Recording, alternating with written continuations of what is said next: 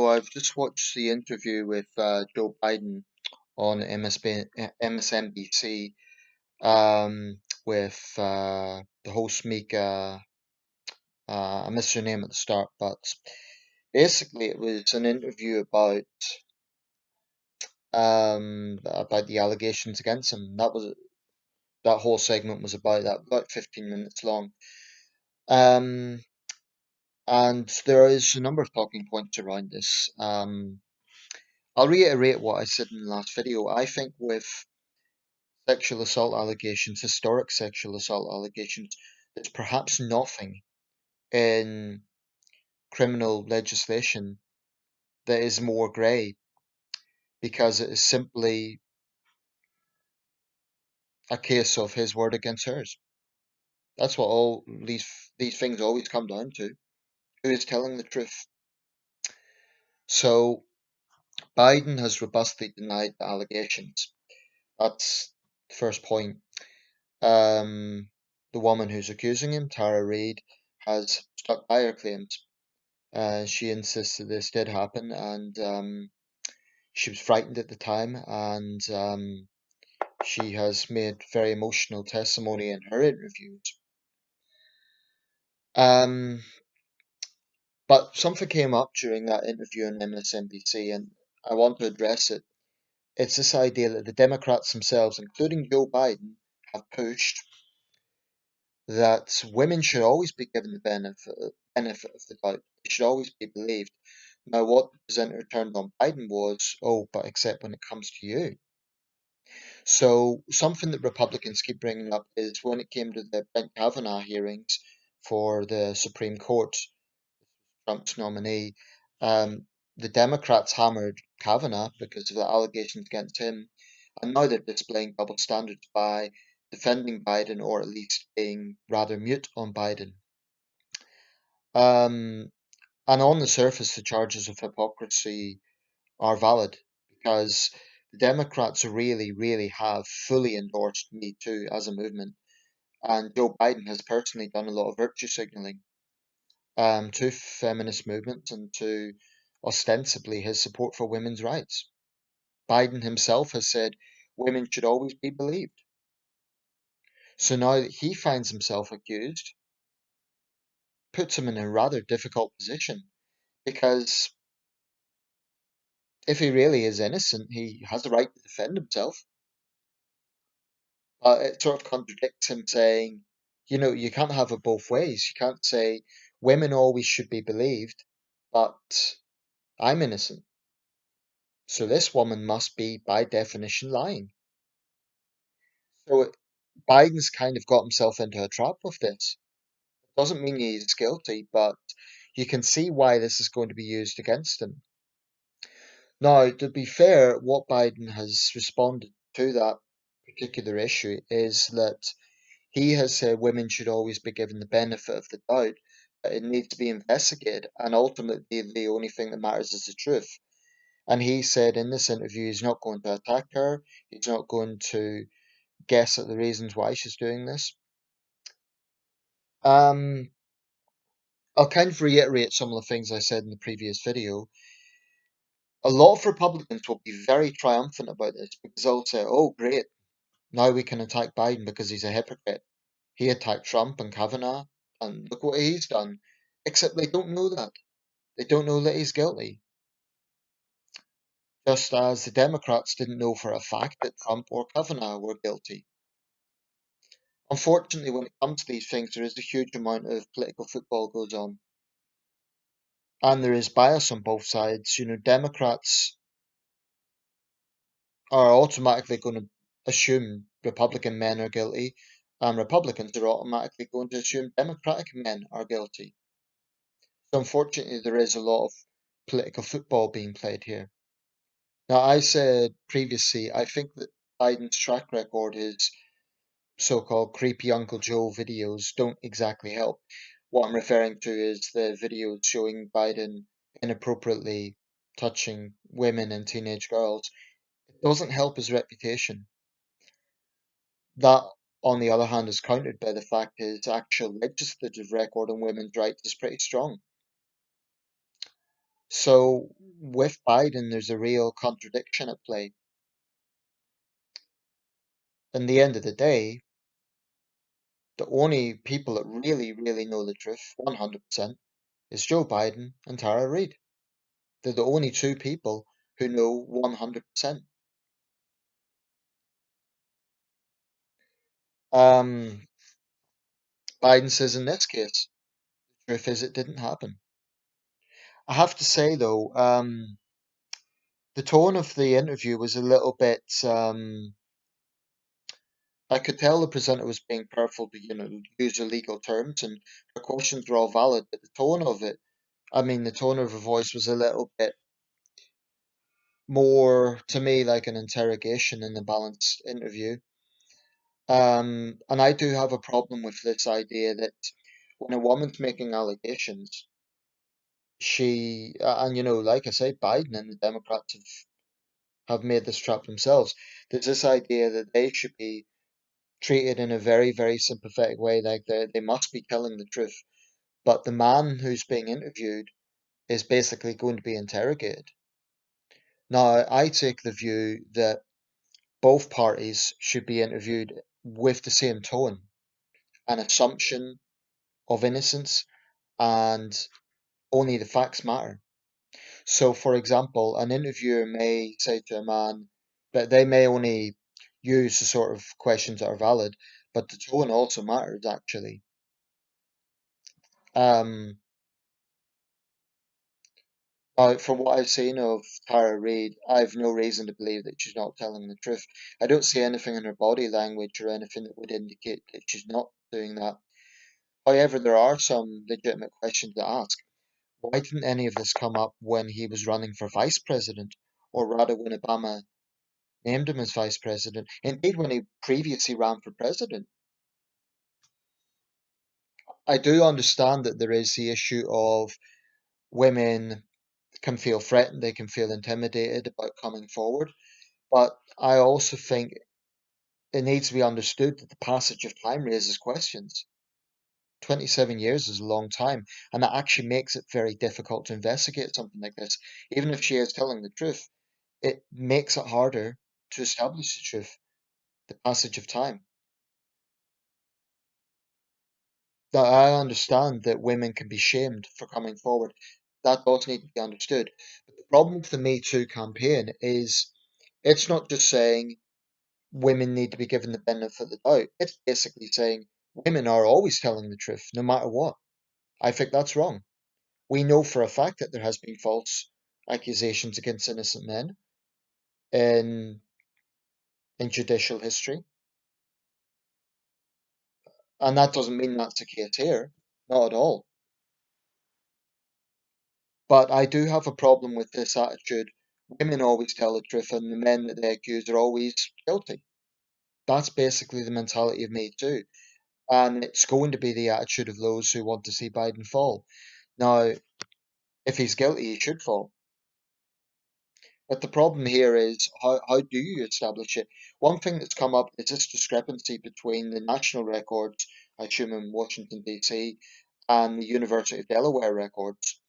That is to say that Biden has, his campaign has said, go ahead and investigate the national records. But when the University of Delaware records came up, he said, "What's the point? There's nothing there. There's no non-disclosure act. There's no records with her name in them." Now, I do think he would help his case if he just said, "Go ahead, investigate the University of Delaware." I think what Biden's sort of saying is there's kind of confidential information there about his discussions with foreign leaders in his capacity as vice president. What the interviewer said was, well, not confidential information, just stuff that has her name in it, and that seems a fair enough thing.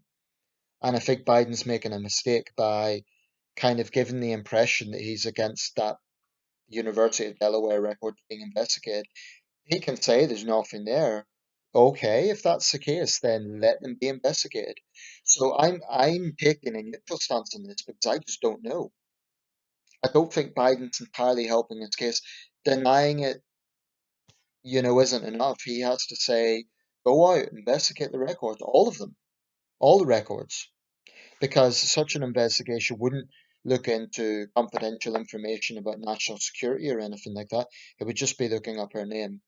But I will say I am uncomfortable with this thing that Me Too is responsible for, of saying that all women tell the truth all the time.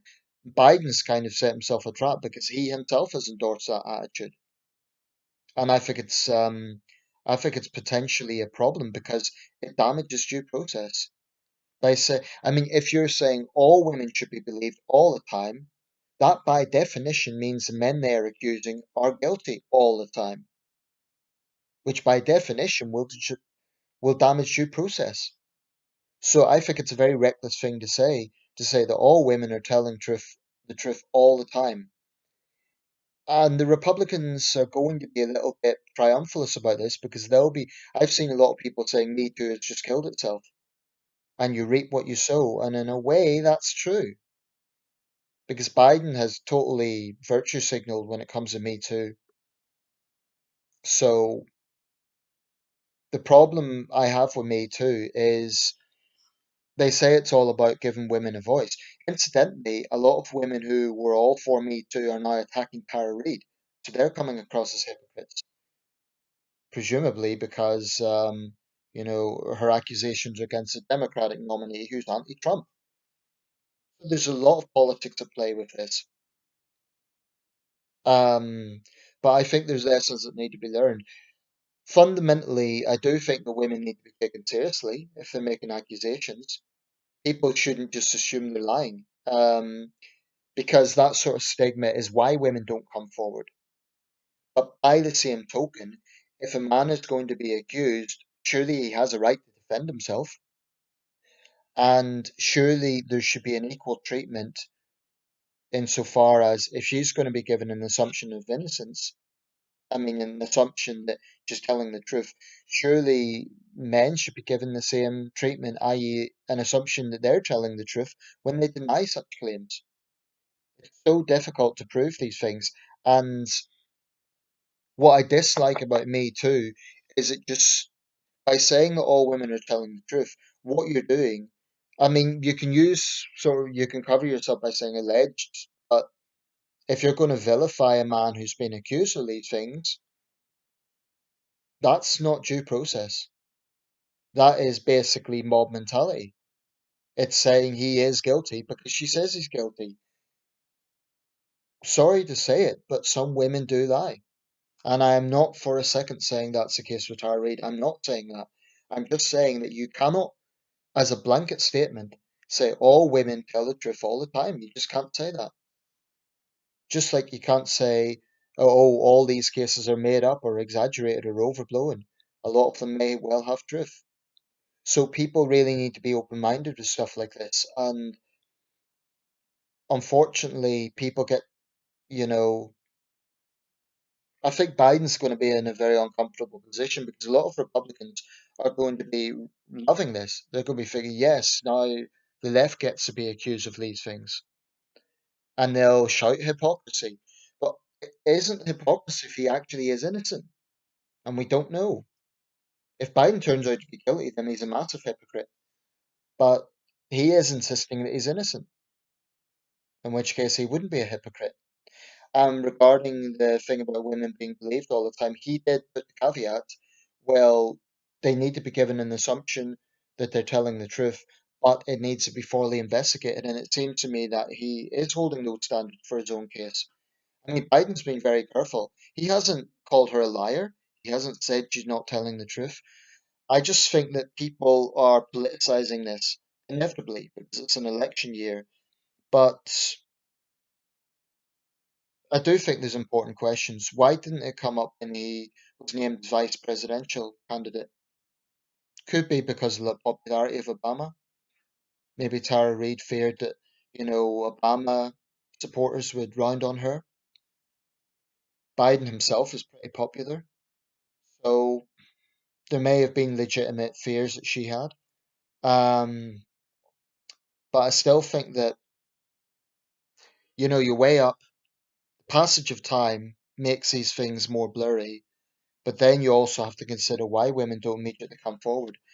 I think one thing that Me Too has done, it's definitely made it a lot easier for women to come forward, and that's a good thing. But it's not all good if it's this mentality. I mean, Person Group Gillibrand has said, we cannot be a society that doesn't believe women all the time. That's a ridiculous statement.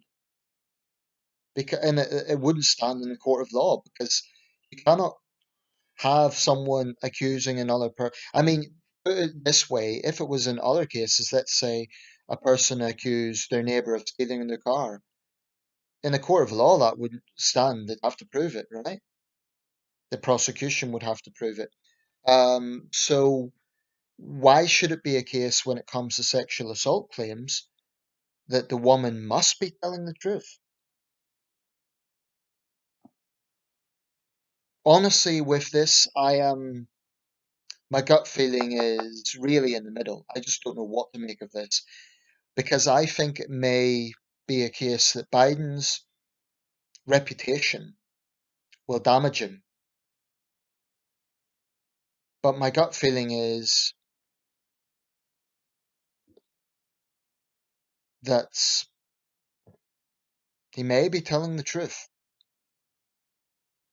I mean, if he's lying, there's one or two things. If you want to take the anti-Biden position, he's either lying through his teeth or he's genuinely going senile. He can't remember, and that in itself is problematic for a potential president. We'll get into questions about Biden's age and his health. Um, Otherwise, he's just lying. That is, if you're taking the anti-Biden position. If you're pro-Biden, your position would be this is a smear campaign, dreamt up by the Republicans. Now, I don't believe that it is. I believe this woman needs to be taken seriously. And from what I've seen in her interviews, she is also stuck by her guns, and her body language indicates to me this is a woman who is probably telling the truth. I just don't know. I would say maybe Biden should take a lie detector test, but they're not 100% proof. I think it's only like 98% accurate. There is a very, very, very small sliver of mistakes in those machines, so it can't stand in a court of law. Um, but like I said, I just think the problem with a case like this, with the passage of time, when the accused is such a high-profile person, it just gets so blurry because it's inevitably going to be politicized. Even if it was a Joe Average, not a famous person, passage of time would be difficult to prove. I do think if Biden wants to really clear his name, he needs to be a bit more transparent insofar as saying, go ahead, search the University of Delaware records. So I don't think Biden's particularly helping his case by just saying, oh, there's nothing there. Okay, if there's nothing there, then let them investigate the records. I just hope I've given people something to think about here. I'm not saying Biden's innocent, not for a second. Like I say, his reputation precedes him in terms of those dodgy videos. It really doesn't help his case. On the other hand, the fact he's done those things publicly might show that he's just very reckless. It might show that he just has very bad judgment. But I do think that this woman needs to be taken seriously. But I think that journalists, when they ask questions, I hope, for example, when she's being interviewed, I haven't watched all her interviews. It's not just a case of journalists saying what suits her side of the story. They also need to sensitively but candidly ask her some questions. Seems fair to me because if she's telling the truth, that shouldn't be an issue. I don't think that there should be a taboo around asking accusers questions if it's done in a sensitive way. And one problem with Me Too is they want a situation where women who make accusations are simply believed without questions asked. Now that's ridiculous. There should be questions asked of both sides in a responsible and sensitive way. That's my take.